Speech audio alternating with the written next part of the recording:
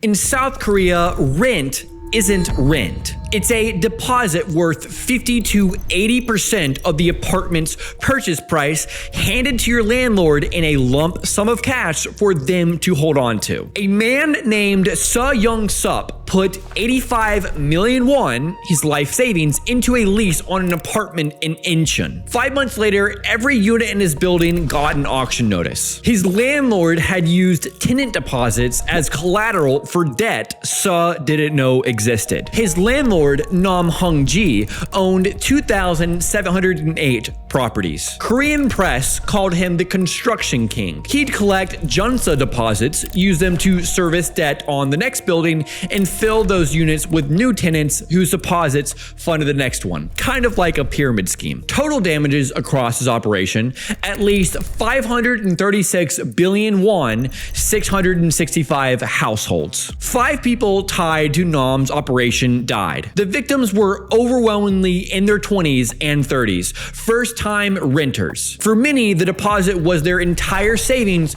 plus a bank loan on top. The first court gave Nam 15 years, the maximum for fraud under Korean law. The judge argued from the bench that the sentencing framework was inadequate. The appeals court cut it to 7.